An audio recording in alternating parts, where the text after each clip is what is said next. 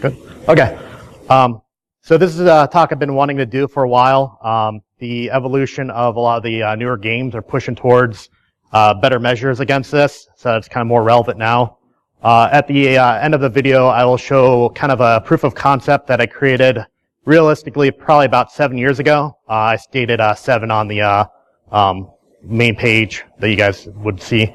To start off, never underestimate the people of the information security community. So I basically just, for the fun of it, I'm like, hey, if I get 500 tweets, I'll wear a male romper to the presentation of CircleCityCon. And so it went from pretty much 100 to like 600 in a few seconds. So the thing about a male romper, it was more of a meme. It's not really much of a thing. So the closest thing I could get to it is this. I mean, by definition, it's a onesie with shorts and t-shirt. This has a hoodie, so it's considered a jumpsuit, but, you know, it'll do. So about me, I'm a security engineer at a payment processing company during the day, sometimes at night. I'm officially never been a network engineer. Obviously messed with routers and switches many times at the job. Never been a video game designer or engineer, but everything I show in the proof of concept will explain itself. So start off in the audience, who plays video games? All right, who plays video games online? All right, who plays first-person shooters online? All right, so we got a good amount. And who does play on Xbox Live? Oh man, burn. All right, so common misnomers. Every time I hear this on somebody's like, oh man, he's lag switching or he's doing that, the first thing that comes to my mind is some like 400-pound kid in their basement with a physical light switch connected to their monitor, flipping it up and down, and he's like, oh, I'm gonna get them. You know, it's not how it works. Pretty much to summarize, how you get lag is the internet's really complicated. You know, it's nothing more than that. This misnomer, I think, started from a guy that created a YouTube video as kind of a prank. The same type of prank is like, hey, throw your iPhone in the microwave and it'll recharge it type of thing.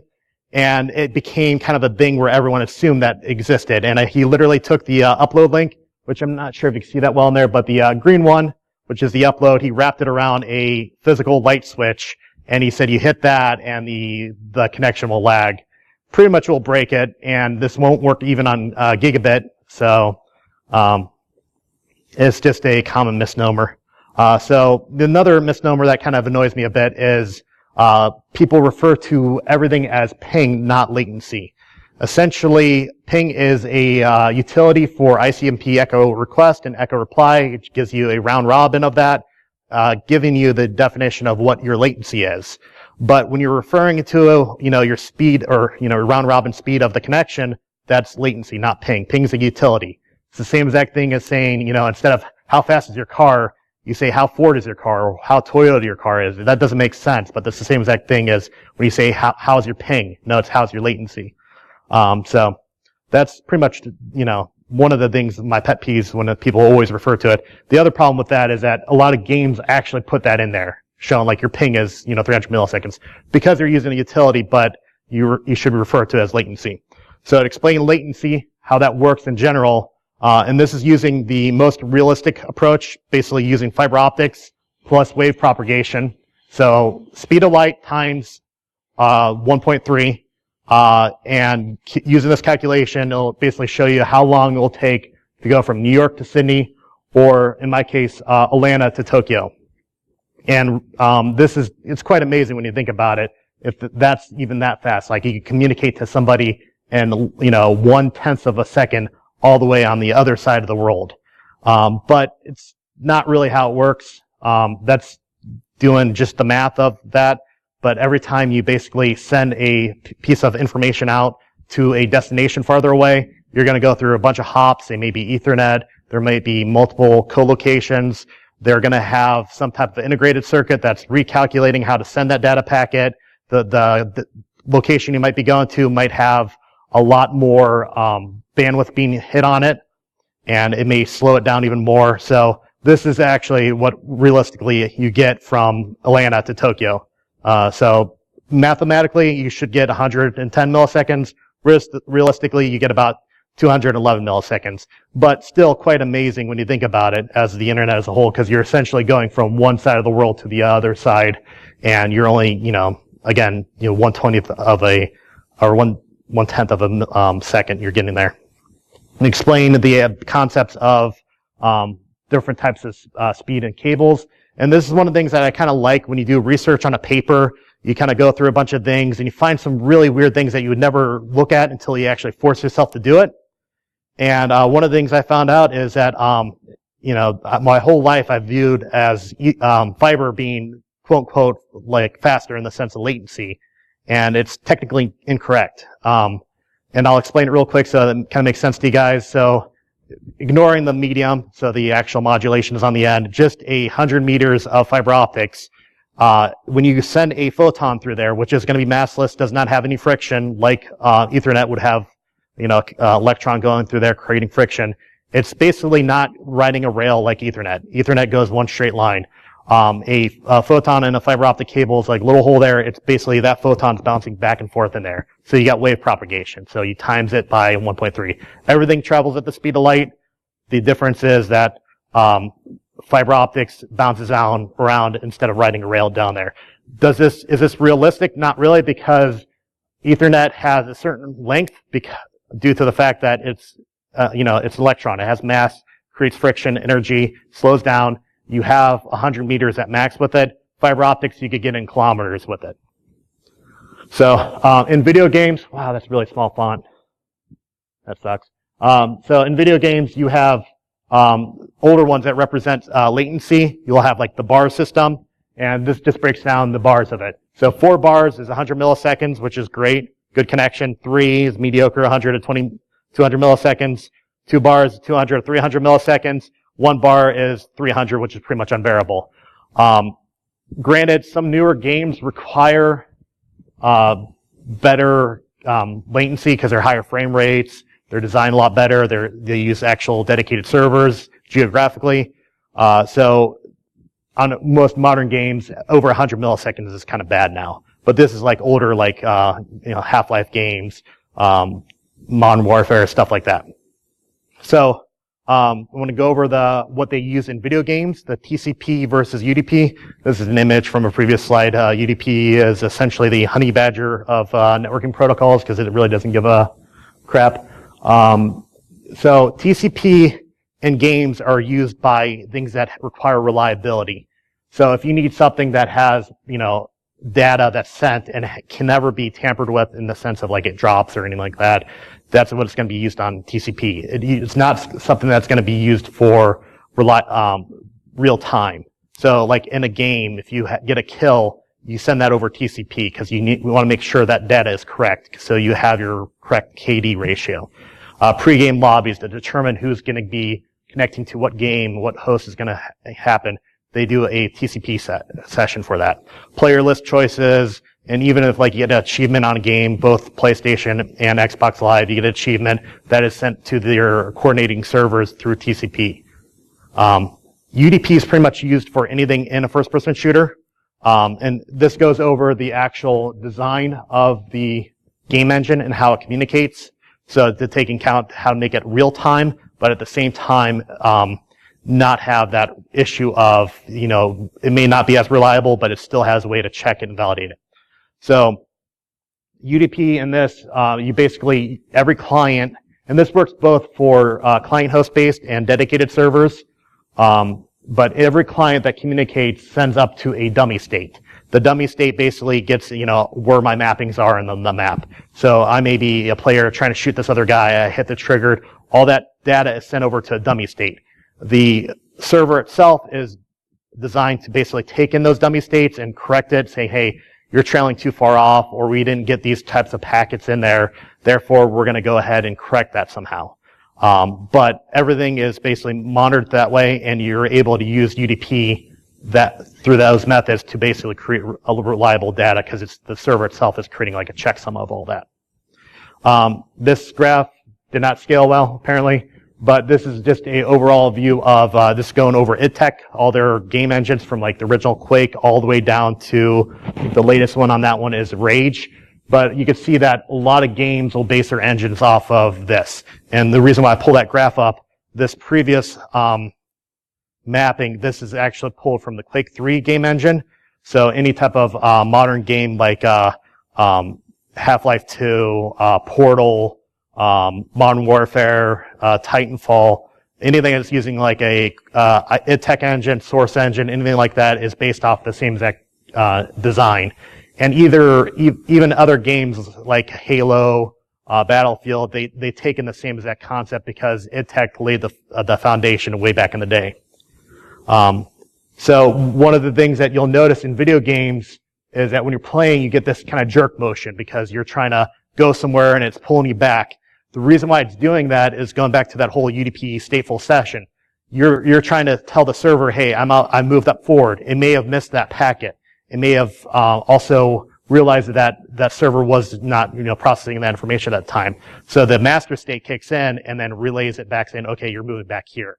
So that's why you get that quote unquote rubber banding effect. That's once you understand how a game engine works, that it makes a lot more sense. And then there's a newer method starting back in the day with Modern Warfare 3 that a lot of newer games do. It's called lag or input compensation. So instead of everyone having their correct latency, it kind of pads it. So I may have 50 milliseconds to the server, and another person does 100 milliseconds to the server.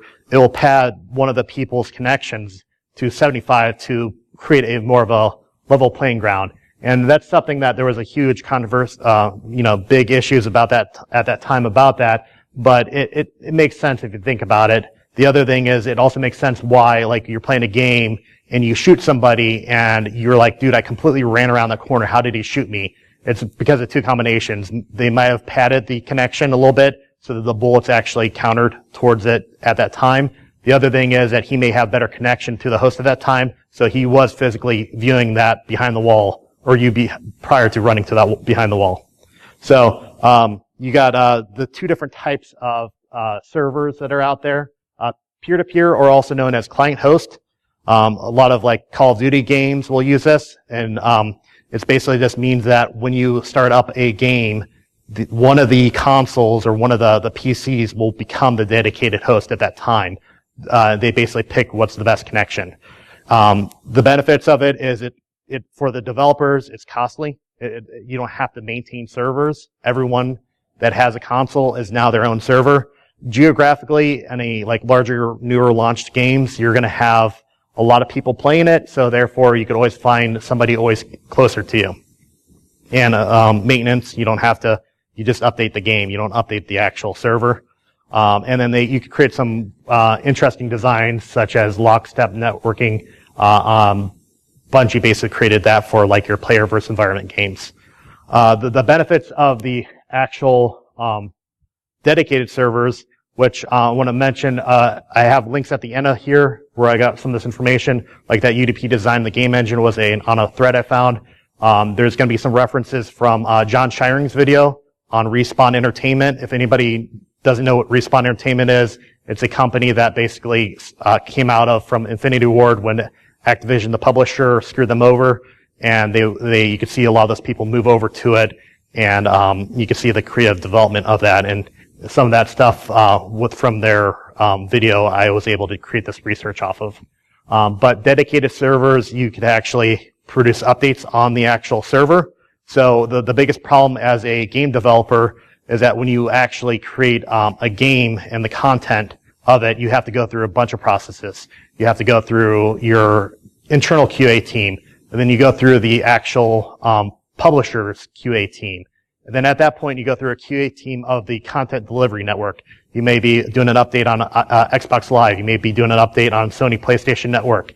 They have to verify all that stuff. And then there's basically a 1-week wait process for all that. So if you find like a bug in the game, somebody's exploiting a map, you could basically go ahead and patch that through dedicated servers on the back end without having to go through the content delivery network, which saves it goes from like a week to you could probably do it in 24 hours depending on your internal team on the QA process. The other thing with the dedicated servers, you're going to have a proper connection. You're going to have good upload. The biggest problem with peer-to-peer is that everyone has some type of asynchronous connection. So your home ISP is going to be 75 megs up and 75 megs down and 5 megs up. If you have DSL, good luck getting more than a megabyte going up. And that's one of the biggest drawbacks, because you can't have larger lobbies in those type of environments because you're capping out the threshold of your upload. The other thing is that, those clients that are communicating are on somebody's home network. If, your roommate opens up Netflix, you just kill the server's connection because you're streaming data through there. And then the other thing that, the benefit of, dedicated servers, you can render local data, so you could actually update and improve data without having to go through the actual clients. You prevent network manipulation. Spoiler alert, I will be talking about this. And then you will also not have host migration issues. So if you're playing on a client-host situation, somebody turns off their Xbox or their power goes out in the area, that host will die. You don't get that on dedicated servers because they're in a co-location. They have UPS, redundant power. They have, many things in there that prevent that from ever happening. So going into the cloud, a lot of the newer games, Titanfall, Halo 5, Battlefield, are actually utilizing the cloud computing to benefit off of this. And props again to John Shiring's video, which I will reference at the end. He talks about the game design in Titanfall. So you could create like smaller instances, like a small instance for the search lobby, so you initially join that. A medium instance for the stat engine, and the stat engine will update geographically inside their own data center. A larger instance for the game server engine, so that you have a bunch of people communicating to one, larger cluster or, AWS instance. Well, I think they use Azure for their cloud-based. And then you can also set up regions. The benefit of cloud computing, instead of back in the day having multiple dedicated servers, is that the cost goes down dramatically. The problem is, initial game night, you're going to launch it, you're going to have millions of players play it, and they're going to get bored of it. So in a few months, you just basically pull the cloud computing out of there, and you save a lot of money. And I know a lot of people are going to probably get frustrated at me because I'm talking about good things about cloud computing in an information security conference, but there's nothing really, like, when you think of cloud computing, it's like in a financial market, that's horrible because it's personal information on there, and you're sharing a same resource on there. If this is games, there's nothing private on a game server. So there is benefits to that. And I know it's somebody else's computer, but that's, to a developer on a shoestring budget to release games like this, it makes sense. There's also other cool things for like load balancing on a server. You could pull a server off of a cluster. So if the West Coast starts getting hammered because some script kiddie decides to DDoS the game because he didn't like it, and you could just pull that out of the cluster. So when you do the next game search, that game is not, or that West Coast server that's getting hammered is not there anymore. And the other thing, as I mentioned before, maintenance and patching. You have the availability to do DevOps on this and update the games super fast without having to worry about a lot of things like that. Privacy. So, want to iterate, your IP address does not equal your home address. That's one thing I see a lot of people be like on video games. You have a 12-year-old squeaker. He's like, I got your IP address. I know where you live. I'm like, no, you don't. Essentially, you have to get a subpoena to find out where that IP address correlates to that ISP. You're going to know geographically where they live. I live in Atlanta. If you look up my IP address, it'll show that I'm in Atlanta, but it won't tell you, anywhere, remotely close where I am. You could also use a VPN service to hide your IP. Party chat will actually show your IP address. So if you're in a game, and you jump into a party chat, and they're designed to be peer-to-peer, that will actually, if you look in your router, you could actually view the IP addresses communicating, connecting. The more you talk, you can see that bandwidth go up. But if you're in a client-host game, the only people that know the people's IP address is the host. If you're communicating to a client-host, you're never going to see anybody's IP address. You're just going to only see the host itself. On a dedicated server, that goes all away. You know the server you communicate with, but you don't know anybody else's IP address that's in that game lobby at that time. So what can they do if somebody finds your IP address? Well, they could DDoS you offline so that you can't play that game anymore. If you have like Xbox Live and you have a port open for port forward your 3074, they could just hammer that connection. PlayStation Network has their own ports. You could also find geographically where they live and call out some BS on that. Technically, if you have that IP address and they have like weak services publicly exposed on it, and maybe an Internet of Things device, or their router firmware is outdated, you can technically hack that and get in their network. So yes. But as of finding physically where somebody lives, it's nearly impossible. I'm sure there's some methods out there, but it's not much of a thing. So I'm going to go over the proof of concept that I created. Again, I created this about 7 years ago. I did it once as a trial just to see if it even works. It blows my mind that I have not seen a single video on YouTube about it. If anybody finds a video on YouTube about it, hit me on Twitter. This is something that was super easy. When a lot of people go do talks here, they talk about proof of concepts. They're like, they reverse engineered a piece of code for a while. They fuzzed it, did all this stuff. Really cool things. This is super simple. Once you learn about it, it's like, wow, that's really easy. But prior to me talking more about it, I just want to make sure, because this is the way the game engine works. The peer-to-peer and client-host games are always going to be affected by this just because it's a design flaw. There's nothing you can do to patch it or fix it. So prior to doing that, I just want to make sure people repeat this. I'm here for educational reasons. Nobody? Come on. Thank you. I will not use this proof of concept for selfish reasons. I feel like I'm at church. Pen tester is not liable for presenter is not liable for my stupidity. Thank you. All right, cool. That was easy. I lied. I'm actually going to talk more about technical information before I go over it. So who's ever watching online, they're going to be like, oh, son of, But anyways, starting off with quality of service. Who all knows about quality of service? Good amount? Yeah.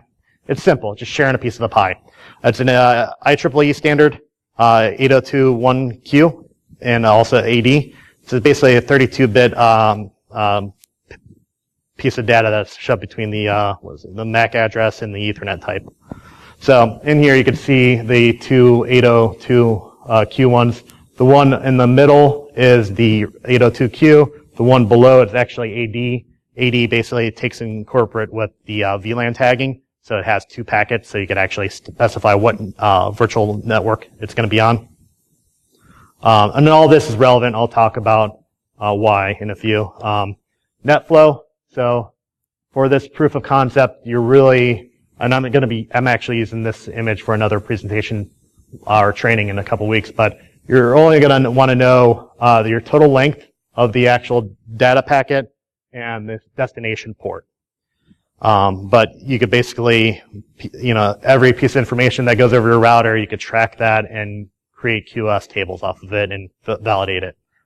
This proof of concept is going to be using I'm using the Tomato firmware, but you could really use any router that's out there that has QoS.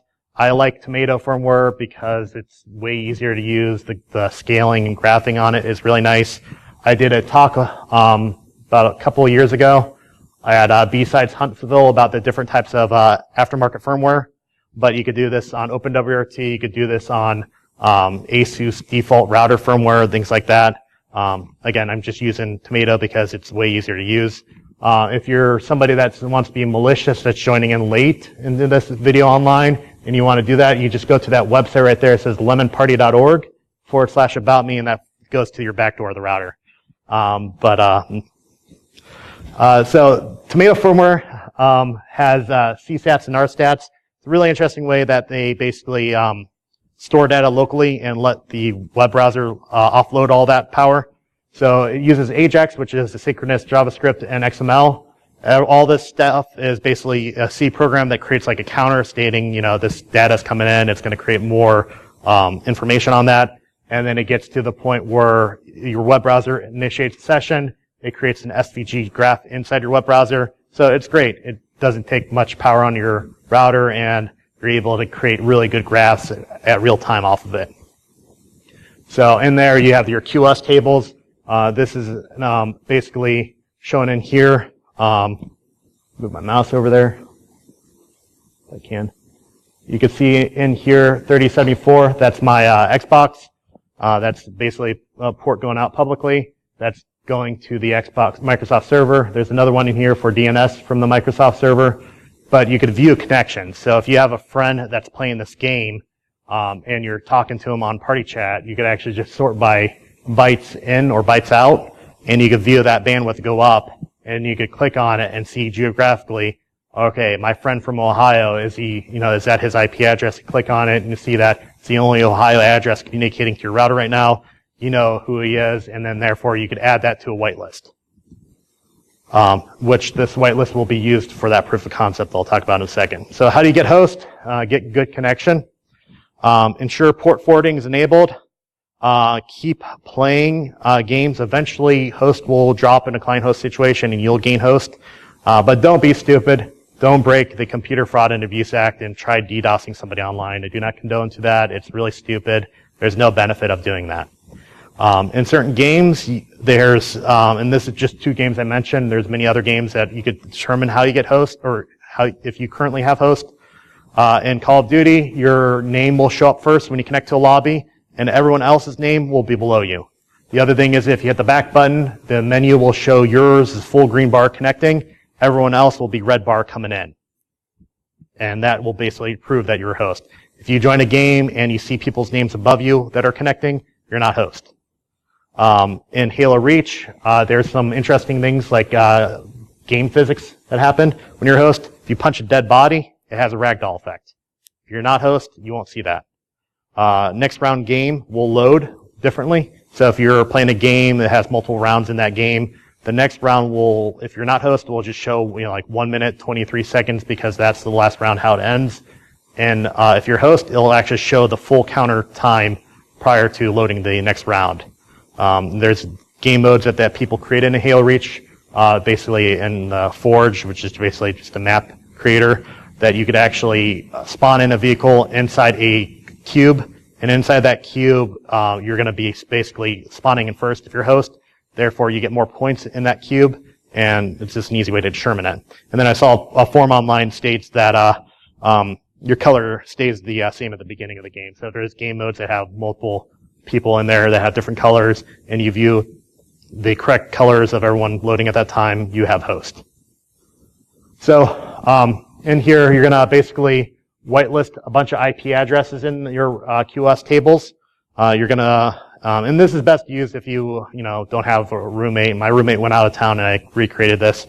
But more people in your connection, the more it's going to be harder to mess with or tamper with and create this kind of QoS method to nerf their connections. But you want to whitelist all of your game console connections. So Xbox will have a DNS server that's internal to the console. You basically nerf that connection, you're going to cause more issues. There's going to be, you just want to get a baseline. When you just turn it on, you see what's all happening. Your goal is to basically nerf other people's connections that communicate to you in the lobby. So you could just whitelist everything at that time. And then once you do that, you need to set the bandwidth. Can you guys see that at all? The numbers or anything like that? Okay. It's weird from this angle.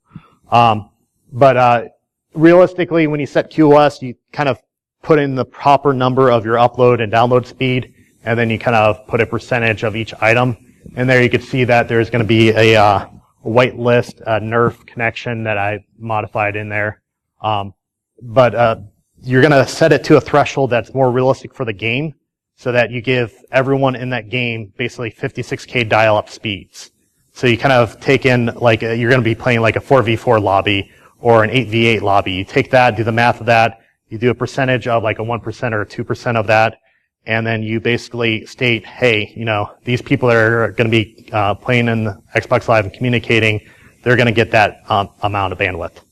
And then when you're basically playing the actual game itself, you have this rule in here called, nerf, or I just labeled Xbox Live ports. But you want to, on Tomato Firmware, you could set a threshold from 0 to 2 megs. I highly recommend doing that, because if you don't, once you start nerfing the connection, everyone that joins in the game is going to instantly get nerfed. they're probably going to drop their connection before they even join the lobby, because there's a lot more bandwidth that happens at the initial connection. So everyone that communicates will get a good amount of bandwidth, and then they'll hit that 2 meg threshold, and they'll go back down to 56K dial-up speeds. And you could either just enable QoS at that time, or just take that item and move it up, and basically overwrite the whitelist rules. And that basically, you get this from it. So in here you could see the connections, and they all go red bar. And then I have 2 people I whitelisted in there. One I want to thank my buddy Dave. I posted on Facebook, I'm like, hey, I'm going to play this really old game. Does anybody have it? And he's like, yeah, my little kid has it. I'm like, sweet, I'm going to play it with your son, that you don't mind. And he basically, we did that. He was the very bottom one, and then the actual top one that you can see full green bar the whole time. That's another person that met. He sent me a message saying, like, that's a really awesome gamer tag, and I'm like, cool. I'll go ahead and add you to this so you can see what happens. And for the record, if Microsoft listens to this or something like that, just ban the terminology FUT bucking. I don't know who would ever create a gamer tag like that, but they banned multiples in the past, but they never blocked them. So I created this gamer tag specifically for this proof of concept because I didn't want my gamer tag exposed to this. But it's, just for the laws, I decided to create FUT bucking lag because, you're going to read it wrong. But that's pretty much the proof of concept. I mean, you're essentially creating a QoS graph to set everyone's speed to like a piece of the pie that's 56K like a 56K modem that nerfs their connection to the point where they're still connected to the lobby, but they can't do crap at all. And then you can whitelist people that you're friends with so they could do whatever they want. It's a horrible concept. I only done it like twice before, and that was like 7 years ago. And when I first did it, I'm like, wow, this actually works. Like, this is super simple. And I went around like knifing people, and they're just like running into a wall. They can't do anything. I'm like, God, this sucks. I feel so bad. I will never do this again. And then, 7 years later, I had to recreate this proof of concept for you guys. Yeah, it's simple, straightforward, and it only works on peer-to-peer games. So your newer games like Titanfall, Halo 5, Battlefield that are all on the cloud, this does not affect it because you're not ever going to be host. And you have to be host to do this. If you do this while you're not host in a client-host situation, your connection just goes crap, but it really doesn't affect anybody else. In the future, I am hoping that more and more games will push towards cloud-based computing because you could offload bigger game lobbies. You could do a lot better stuff that I mentioned in the past about that. But in the future, there might be other methods to allow peer-to-peer communication. And I'm literally just throwing out buzzwords. I have no idea what I'm talking about in here. But basically, tokenized blockchaining. So instead of I like how he's laughing about that. Now, basically, if you have a central authority and you basically communicate to each other, to the peers, to basically validate information and kind of update those chains of information, and then you don't really have to do blockchain. You could just do a server that communicates and stores stats, and if somebody has known bad stats for connections over time, you could pretty much never make him host because he's going to be more malicious. And I'm pretty sure, not the tokenized blockchaining, but pretty sure Bungie's done things in the past because they're one of the few games like playing like Halo 3 and Halo Reach. They're one of the few games that I've seen that actually did pretty well with giving the person that actually had good connection host. And I'm pretty sure they stored stats. But most games, I don't think they store any type of connection stats. So if you drop or you're constantly creating issues, they don't care.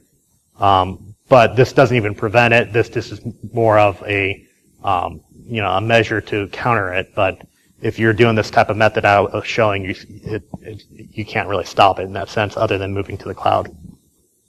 So I want to talk about a little story that I did 7 years ago playing Modern Warfare 2 back in the day. And this is before I worked in information security. I was probably working like help desk support at that time. And this guy with his gamer tag had a Kush and a bunch of X's in there, complete gangster wannabe type of guy. I was playing with. He basically started talking in the lobby about how he's a elite hacker and all this other stuff. And I wasn't much in that community at that time, and I was kind of curious. So I kept asking him questions. I'm like, so how do you hack people? How do you do this? And he's just feeding me these kind of generic answers. And, I kind of keep providing him more and more information. He tells me that you have to get this specialized tool that's under the dark underground. And he says, like, what tool is that? He says, Cain and Enable. Not Cain Able, but Cain and Enable. And I'm like, what's that? And I'm Googling at that time trying to find out Cain and Enable. And apparently I found a website, Cain and Able, which is an old, like, Windows back, prior to Kali or Backtrack tool for penetration testing. It's still kind of relevant for like ARP spoofing because how easy it is to use. But, I found that tool, and he's talking about how you have to go to these underground websites and you're probably going to get viruses, and it's just publicly on there. And I asked him, like, so if you get viruses, what antivirus do you use? And right there, I knew this guy had no idea what he was talking about. He was like, the best in the world, McAfee. I'm like, okay, all right. So this guy has no idea what he's talking about. So I keep humoring myself, asking him more and more questions about, like, how do you, like, get somebody's IP address? How do you, once you have them, what do you do? It's like, oh, you can find all this information, you can find where they live. He talked about how if you invite somebody to party chat, you could find their IP address, which was correct, one of the few things he was correct about. But the more and more I asked the questions, the more I noticed he was kind of hesitant of providing that information. And, cause he was with this bunch of his, gangster wannabe friends in the lobby. And, he didn't want to be called out on that because he didn't really know what he was talking about. So out of nowhere, he's pretty much like, I asked him another question, and he's like, you need to stop asking so many questions. You don't want me to show up at your front door with a shotgun. I'm like, whoa, internet badass here. So when that happened, I'm like, this guy's not going to know where I live. He's not going to figure that information out. I know that at least enough about the internet. So I kept asking him more and more questions. While I did that, the first thing I did is pull up his gamer tag and put it on a Google search, and just to see what I could pull from him, because this guy threatened to shoot me with a shotgun. I want to see who he is. And lo and behold, I type his gamer tag, which is a bunch of X's and Kush in there and a bunch of other stuff, and it came up with a MySpace profile. And his MySpace profile is public, so I got his first name, his last name, where he lives, and a few other pieces of information. And the most ironic thing about it all, in his MySpace profile, he had like a picture on his left arm, like a tattoo of a gun. So definitely his persona. He also had like these like glitter gifs of marijuana on there that you would see, like something you would see at like Joann Fabric, that like type of glitter thing on there. And I'm like, oh, this guy has a complete tool. So I kept asking him more and more questions, and knowing that he's going to get more frustrated about it. And then he kind of barks back at me, and I'm like, all right, Cody. And then he's kind of pauses. He's like, how do you know my name? Are you friends with me or somebody I know? But apparently on his Xbox profile, he has his first name, but not his last name. So I'm like, Cody, I know your first name, I know your last name, I know where you live, and you just threatened to shoot me with a shotgun and all this other stuff. And I'm just, playing the bluff game. I don't know where he lives. I just know he lives in Columbus at that time. Which was also kind of funny because at that time I was living in Akron, Ohio, which is a 2-hour drive. But he basically starts, kind of backtracking a little bit, but kind of trying to pride like how I know this information. He thinks I'm one of his friends. And then at the end of the game, I basically tell him, hey, Cody, and his last name, he's just make sure you don't threaten other people. And then he just jumps off the game because he knew that I knew his last name. And I also told him, like, I know that you have Time Warner Internet, which everyone in Columbus does. So that was just an easy guess. I pretty much told him that, and he kind of like really started freaking out. So for like an hour after that, he kept sending me messages like, who are you? Who do you work for? Are you the FBI? Do you work for Microsoft? And I'm like, wow, this guy really just caught my bluff. I'm like, he didn't realize that I could just Google his gamer tag. I'm like, oh, whatever. So I'm messing with this guy more and more. Oh, that GIF did not render properly. Anyways, I mess with him more and more, and to the point where, he threatens a lawyer on me, and he doesn't want to talk to me anymore. And the next day comes by, and my buddy Chris comes over, and I'm talking to him about this. I'm like, yeah, I just completely trolled the crap out of this guy, and he has no idea why I know all this information. All I did was Google his gamer tag, and he's like, dude, you need to mess with him some more. So I'm like, I don't know. I think he already learned his lesson. He threatened to hack me. He also threatened to come over and shoot me, but now he kind of backed off. I'm like, we should let it be. He's like, come on, mess with him some more. So I open up his account, the message on there, to see if he was online, and he's offline. I'm like, I can't mess with him anymore. I'm like, I'm not going to do that. I'm like, and then I look into his friends list, and lo and behold, there was another gamer tag with Kush and a bunch of X's on it that was playing Modern Warfare 2 in a private lobby that was open to the public, so I could join it. So I'm like, is that his alternative gamer tag? I'm like, should I mess with him? So I jump into that private lobby. And you could hear him talk to his friends, and then instantly goes quiet. Because he knows me. He knows who I am. And when that happens, I'm like, hey, Cody. And you could just hear that voice in him. Like, when you're driving on the road, and you see a deer, you're not like, oh crap. You're like, your adrenaline pumps. You're like, oh crap. You're really freaking out. And you could hear that in his voice. Like, he has no idea how I just joined his lobby. And I told him, like, hey, Cody, I know you threatened a lawyer on me and a bunch of other stuff, but, if you're going to take me to court, don't do it next weekend. I'm taking my mom to Red Lobster for her birthday dinner. And it was just, my buddy's back there cracking up. And I'm like, just, do that. And, don't, please do it at like a month in advance. And he says, like, just backs off. He's like, whatever beef we had in the past, let's just drop it. I don't want to deal with this anymore. And I said, okay, I called him an effing noob, and then I left the lobby, and I felt great. I'm like, this kid's never gonna threaten to hack somebody, never threaten to, like, shoot somebody again. He learned his lesson, type of thing. So that's the story about Cody. And a little bit of, OSINT is what you guys call it nowadays, but this is pretty much Googling his gamer tag and priding him in, information enough where he felt like I knew what I was talking about. So the video for John Shiring, it's about an hour and a half long.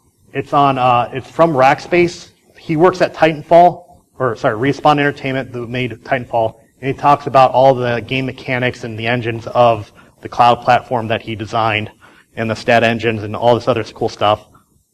Mousy, there's like an older post on a forum I found somewhere. I don't even know what this is. But some of those images that I got for like the UDP sessions, input compensation, that's where I got all that information from. So if it wasn't for those two people, I wouldn't be able to present that type of information, because those are the only sources I found that actually had relevant things like that. Toastman for Tomato firmware. The firmware I used was Shibby, which is a variant of Tomato. But Toastman did a really great write-up on all the functionality of QoS. So if you want to learn a little bit more about that, it's links on there. And I'll post all these links out. You don't have to write them down. Plus, it'll be recorded, but I'll post them all on Twitter so you guys can reference it. Destiny had Bungie had a great write-up on the Destiny design and some of the previous designs in the Halo games. 5 minutes? Okay, cool.